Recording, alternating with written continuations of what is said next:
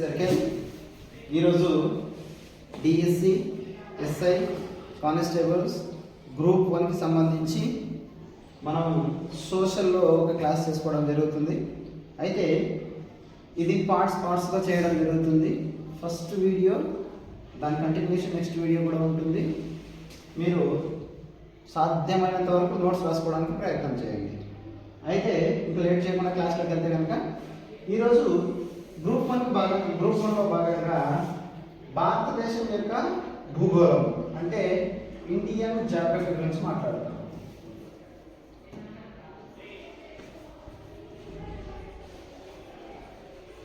Indian geography. So ఈ భారతదేశ భూగోళాన్ని గురించి మనం మాట్లాడేటప్పుడు అసలు ఆ భారతదేశానికి పేరు ఎలా వచ్చింది, రెండోది భారతదేశాన్ని ఇండియా అని ఎందుకు పిలిచారు అనే విషయాల గురించి మనం మాట్లాడుకుంటే, భారతదేశాన్ని ఇండియా అంటాం. సో ఇండియా అనే పేరు ఎక్కడి నుండి వచ్చింది అంటే, భారతదేశాన్ని మొట్టమొదటిసారిగా మన భారతదేశం పైన దండయాత్ర చేసినటువంటి వారు ఎవరు అంటే గ్రీకులు. సో ఈ గ్రీకులు మన భారతదేశంలో అత్యంత ప్రధానమైనటువంటి నది అనేది ఒకటి ఉంది. అది ఏంటంటే సింధు నది. సో ఈ సింధు నది ప్రవహించేటువంటి ప్రాంతంలో కొంతమంది జనాభా నివసించేవారు అన్నమాట. అంటే గ్రీకులు మొట్టమొదటిసారిగా మన భారతదేశంపై దండెత్తారు. ఆ దండెత్తినప్పుడు వారు సింధు నదిని ఏమని పిలిచారు అంటే ఇండస్ నది అని పిలిచారండి. ఇండస్ నది అని పిలిచారు. అయితే ఈ సింధు నది అంటే ఇండస్ నది పరివాహక ప్రాంతంలో నివసించేటువంటి జనాభాని వాళ్ళు ఏమని పిలవడం జరిగింది అంటే ఇండోయిలు అని పిలవడం జరిగిందండి. ఇండోయిలు అని పిలవడం జరిగింది. ఆ తర్వాత 17వ శతాబ్దానికి సంబంధించి బ్రిటిష్ వారు మన భారతదేశంలోకి రావడం చేత ఆ ఇండస్ నది పరివాహక ప్రాంతంలో నివసించేటువంటి ఆ ఇండోయిలని వాళ్ళు ఏమన్నారు అంటే ఇండియన్స్ అని చెప్పారు. సో ఆ ఇండోయిలు నివసించేటువంటి ప్రాంతాన్ని ఇండియాగా పేరు పెట్టడం జరిగింది. అర్థమవుతుందండి? సో భారతదేశానికి ఇండియా అని పేరు ఎట్లా వచ్చింది అంటే, మన భారతదేశం పైన మొట్టమొదటి దండయాత్ర చేసినటువంటి గ్రీకులే దానికి కారణం. సో గ్రీకులు మన భారతదేశంలో ప్రధాన నది అయినటువంటి సింధు నదిని ఇండస్ నది అని పిలవడం జరిగింది. ఆ ఇండస్ నది పరివాహక ప్రాంతంలో నివసించినటువంటి ప్రజల్ని ఇండోయిలు అని పిలవడం జరిగింది. ఆ తర్వాత 17వ శతాబ్దంలో బ్రిటిష్ వారు మన భారతదేశంపైకి వచ్చినప్పుడు ఆ ఇండోయిలు నివసించినటువంటి ఆ ప్రాంతాన్ని ఇండియాగా పిలవడం జరిగింది. అయితే గమనించండి, ఈ భారతదేశానికి సంబంధించినటువంటి విషయానికి వచ్చినప్పుడు ఈ భారతదేశం యొక్క ఉనికిని కనుక మనం గమనించినట్లయితే, భారతదేశానికి సంబంధించి ఉనికిని కనుక గమనించినట్లయితే ఇది 8.4 ఉత్తర అక్షాంశం నుండి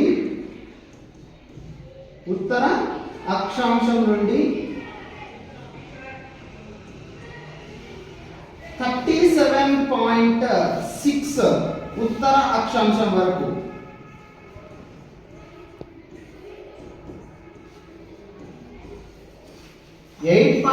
ఉత్తర అక్షాంశం నుండి 37.6 ఉత్తర అక్షాంశం వరకు మరియు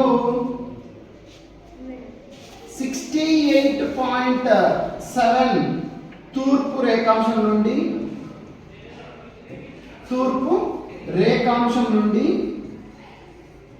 97.25 తూర్పు రేఖాంశం వరకు.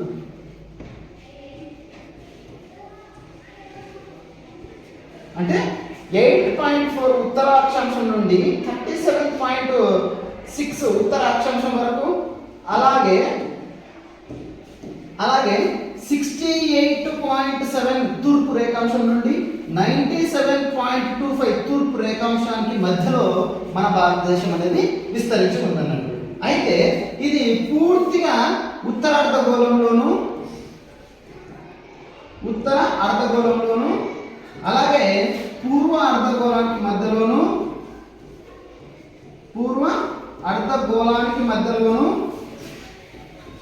ఉందన్నట్టు. అంటే 8.4 ఉత్తర అక్షాంశం నుండి 37.6 ఉత్తర అక్షాంశానికి మధ్యలో, అలాగే 68.7 తూర్పు రేఖాంశం నుండి 97.25 తూర్పు రేఖాంశానికి మధ్యలోను, మొత్తానికి ఉత్తరార్ధగోళంలోను మరియు పూర్వార్ధగోళానికి మధ్యలోను ఉండడం అనేది జరిగిందన్నట్టు. అయితే ఇక్కడ కనుక గమనించినట్లయితే భారతదేశం అనేది ఉత్తరం నుండి దక్షిణం వరకు, అంటే ఇక్కడ నుండి ఇక్కడ వరకు, ఉత్తరం నుండి దక్షిణం వరకు మొత్తం 3214 కిలోమీటర్ల డిస్టెన్స్ కలిగి ఉందండి.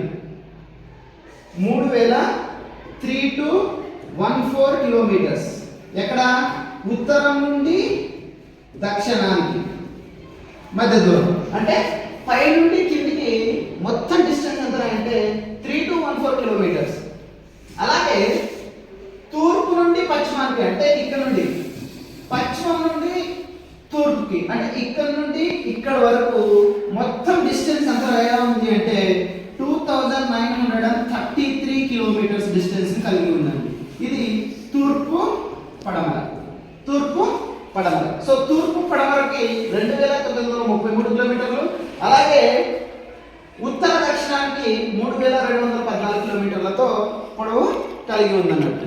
అట్లానే ఇప్పుడు కనుక గమనించినట్లయితే మొత్తం ఈ డిస్టెన్స్ లో ప్రధానంగా మనకు 30 అక్షాంశాలు 30 అక్షాంశాలు అలాగే 30 రేఖాంశాలు 30 అక్షాంశాలు మరియు 30 రేఖాంశాలు మన భారతదేశం గుండా ప్రయాణం చేస్తున్నాయి.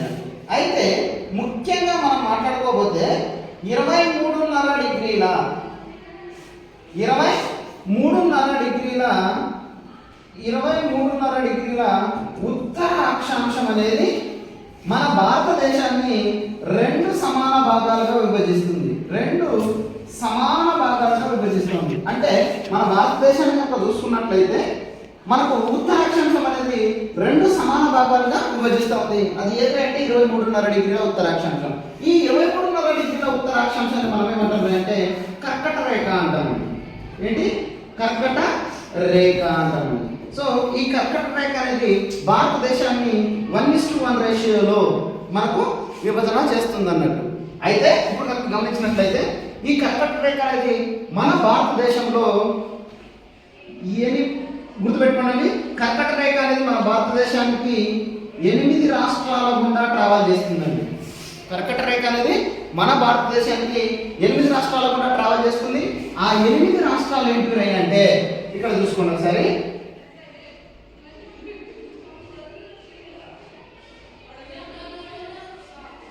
గుజరాత్ ఒకటి, రాజస్థాన్, గుజరాత్, రాజస్థాన్, మధ్యప్రదేశ్, గుజరాత్, రాజస్థాన్, మధ్యప్రదేశ్, జార్ఖండ్, ఉత్తరప్రదేశ్, అలాగే పశ్చిమ బెంగాల్, త్రిపుర, మిజోరాం,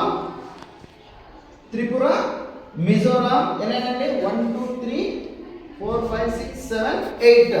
సో దీనికి ఒక చిన్న కోడ్ అయితే నేను తయారు చేశాను, ఈజీగా గుర్తుపెట్టుకోవడానికి. నేనైతే ఒక చిన్న కోడ్ని తయారు చేశానండి. ఆ కోడ్ ఏంటంటే అందరికి కనిపిస్తుందా? రైట్.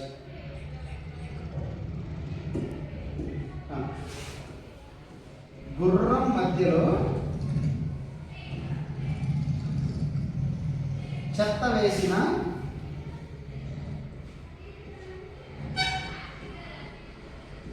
జాపత్రికి జ్వరం వచ్చింది. చూడండి, ఈ ఒక్క సెంటెన్స్ లో మనకి 8 స్టేట్స్ కవర్ అయిపోతాయండి. గుర్రం మధ్యలో చెత్త వేసినటువంటి జాపత్రికి జ్వరం వచ్చింది. ఈ సెంటెన్స్ కనుక మీరు గుర్తు పెట్టుకోగలిగితే మన కర్కట రేఖ ప్రయాణించినటువంటి 7 రాష్ట్రాలను మనం గుర్తుపెట్టుకున్నట్లయింది. సో దాంట్లో ఉన్నటువంటి కోట్లో ఉన్నటువంటి రాష్ట్రాలు ఏంటో రివ్యూ చేస్తాం చూడండి. గుర్రంలో ఉన్నటువంటి గు అంటే గుజరాత్, రా అంటే రాజస్థాన్, గుజరాత్, రాజస్థాన్, మధ్య అంటే మధ్యప్రదేశ్,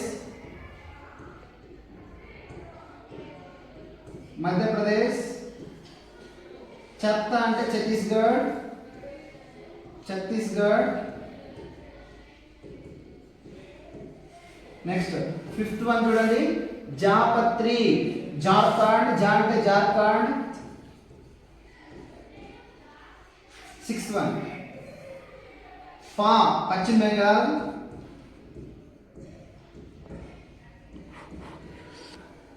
త్రిపుర. నెక్స్ట్ జరం, జరం, జరం, జరంలోనే ఉంది మిజోరాం. గుర్తుపెట్టుకోండి. సో మన భారతదేశంలో కర్కట రేఖ ప్రయాణించేటువంటి 7 రాష్ట్రాలు ఏంటంటే గుజరాత్, రాజస్థాన్, మధ్యప్రదేశ్, ఛత్తీస్గఢ్, జార్ఖండ్, పశ్చిమ బెంగాల్, త్రిపుర, మిజోరాం. సో ఈ 8 రాష్ట్రాల గుండా మన కర్కట రేఖ అనేది ట్రావెల్ చేస్తుందండి. అయితే ఇవి రాష్ట్రాలు. అయితే మన భారతదేశంలో అత్యంత సమీపాన, మన భారతదేశంలో అత్యంత సమీపాన ఏ నగరం గుండా కర్కట రేఖ ట్రావెల్ చేస్తుంది అంటే మనం గుర్తుపెట్టుకోవాల్సినటువంటి విషయం ఏంటంటే ఉదయపూర్. ఏంటండి? ఉదయపూర్.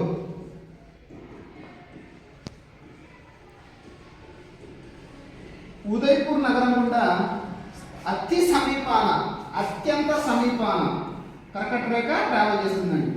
అత్యంత సమీపాన ఉదయపూర్ నగరం గుండా ట్రావెల్ చేస్తుంది. అయితే ఇక్కడ ఒక మాట కూడా గుర్తుపెట్టుకోండి, ఇది అత్యంత సమీపాన ట్రావెల్ చేసేటువంటి ఒక నగరం, సిటీ.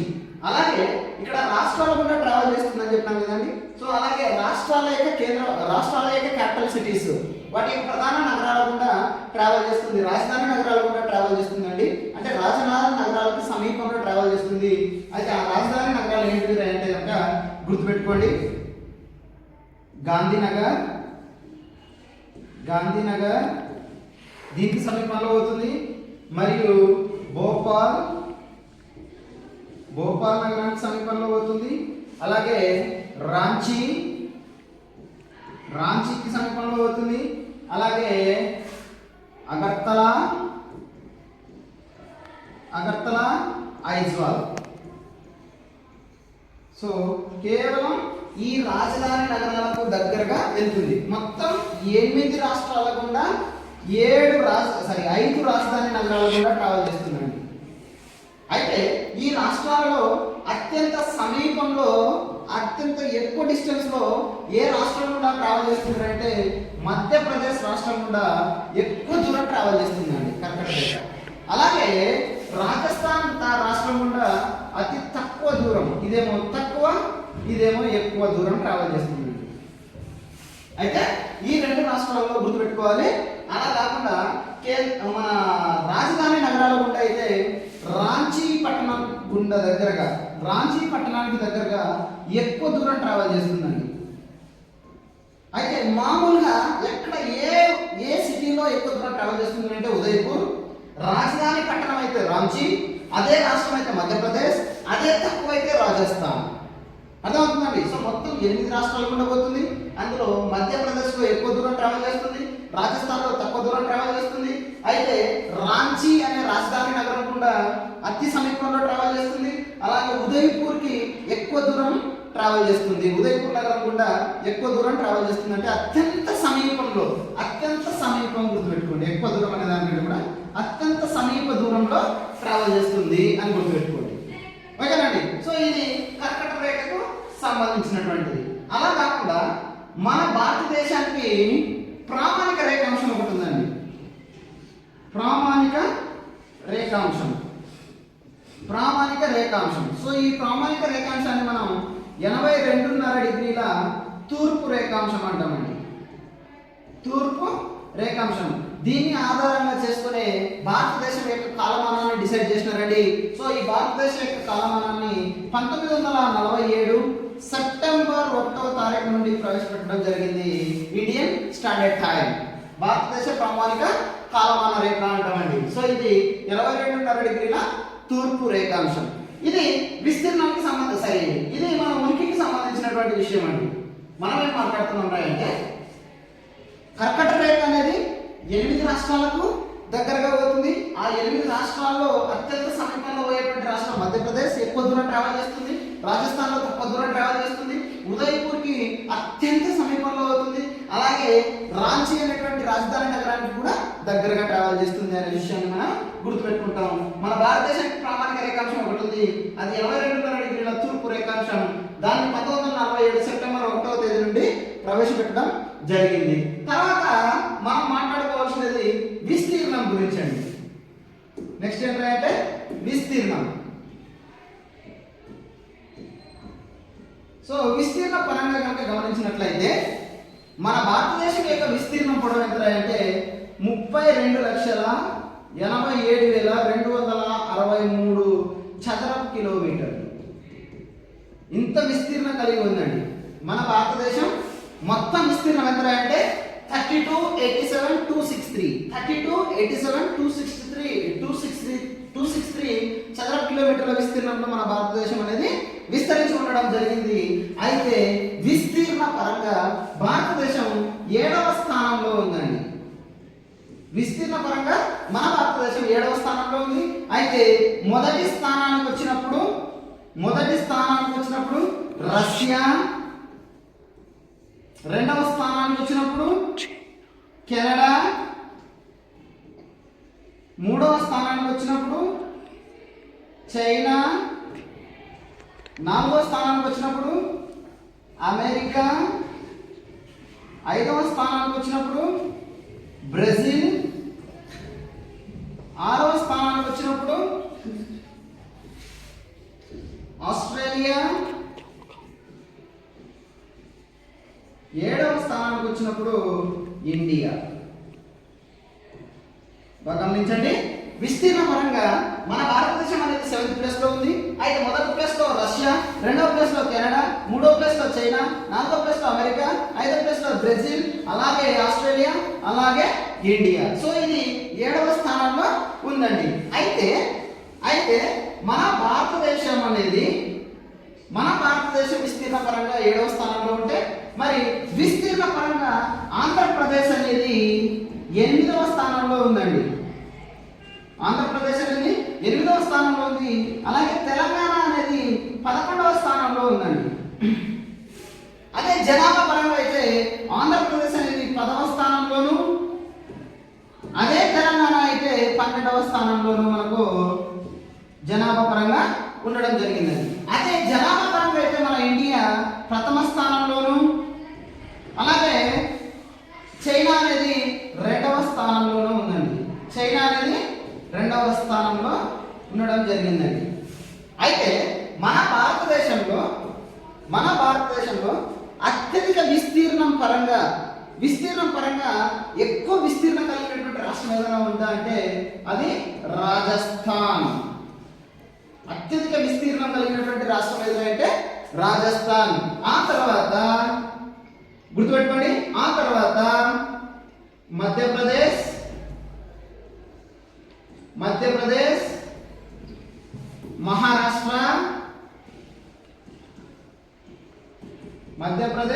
మహారాష్ట్ర, ఉత్తరప్రదేశ్. విస్తీర్ణ పరంగా అతిపెద్ద రాష్ట్రం ఏదైనా అంటే రాజస్థాన్, విస్తీర్ణ పరంగా రెండవది మధ్యప్రదేశ్, విస్తీర్ణ పరంగా మూడవది మహారాష్ట్ర, విస్తీర్ణ పరంగా నాలుగవది ఉత్తరప్రదేశ్. అదే జనాభా పరంగా ఇండియాలో తీసుకుంటే ఉత్తరప్రదేశ్ మొదటి రాష్ట్రం, అత్యధిక జనాభా కలిగినటువంటి రాష్ట్రం ఉత్తరప్రదేశ్. ఆ తర్వాత రెండవ రాష్ట్రం ఏదైనా అంటే మహారాష్ట్ర, తర్వాత బీహార్, ఆ తర్వాత పశ్చిమ బెంగాల్. సో పశ్చిమ బెంగాల్ ఇవి ఈ రాష్ట్రాలనేవి ఉత్తరప్రదేశ్, ఈ రాష్ట్రాలనేవి జనాభా పరంగా ఈ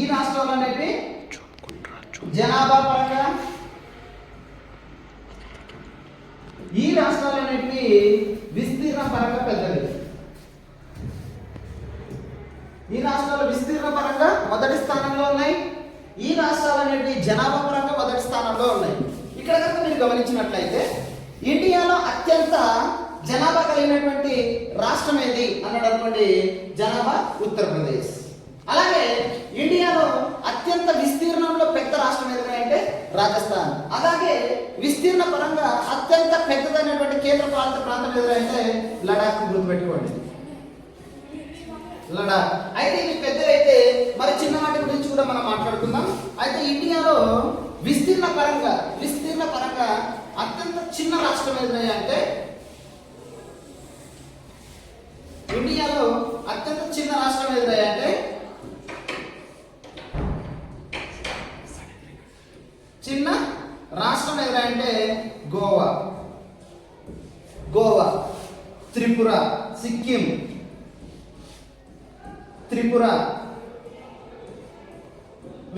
నాగాలాండ్.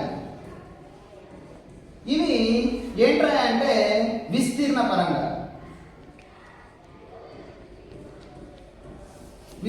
పరంగా గోవా అత్యంత చిన్న రాష్ట్రం, సిక్కిం తర్వాత త్రిపుర, నాగాలాండ్. అలా కాకుండా జనాభా పరంగా అత్యంత చిన్న రాష్ట్రం ఏదంటే సిక్కిం, మిజోరాం రాష్ట్రాలను మనం గుర్తుపెట్టుకోవాల్సి ఉంటుందండి. ఓకేనండి. ఇది జనాభా పరంగా చిన్న రాష్ట్రాలు, ఇది విస్తీర్ణ పరంగా చిన్న రాష్ట్రాలు. అదే జనాభా పరంగా పెద్ద రాష్ట్రాలు, విస్తీర్ణ పరంగా పెద్ద రాష్ట్రాలని మనం ఇందాక మాట్లాడుకుంటున్నాము అన్నట్టు.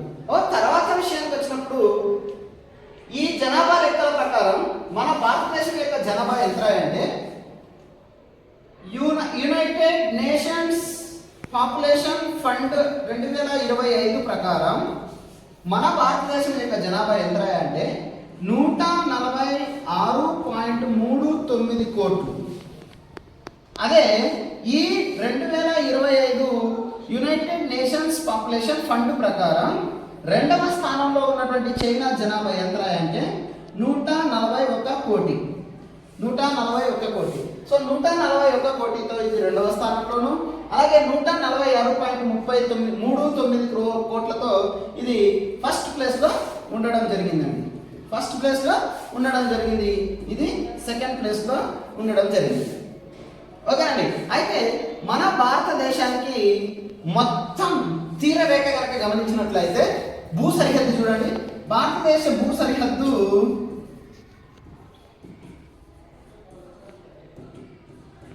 15,106 కిలోమీటర్లు, 16 కిలోమీటర్లు మొత్తం. అయితే ఈ భూ సరిహద్దులో కనుక మనం గమనించినట్లయితే మొత్తం పైన 15,106 కిలోమీటర్స్ పొడవు కలిగి ఉంది. అయితే ఈ 15,106 కిలోమీటర్స్ పొడవు అనేది 92 జిల్లాలు, 16 రాష్ట్రాలు,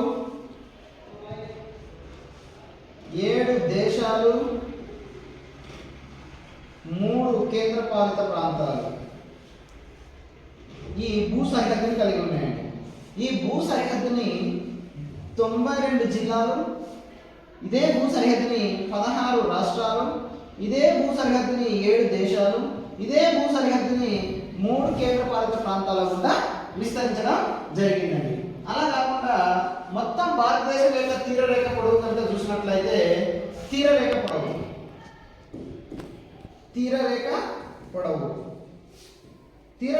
కనుక గమనించినట్లయితే మొత్తానికి 7,516 కిలోమీటర్లు. ఇది దీవులతో కలుపుకొని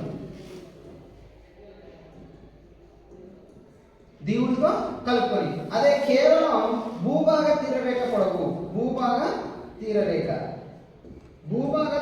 పొడవు కనుక గమనించినట్లయితే 5,422 కిలోమీటర్స్.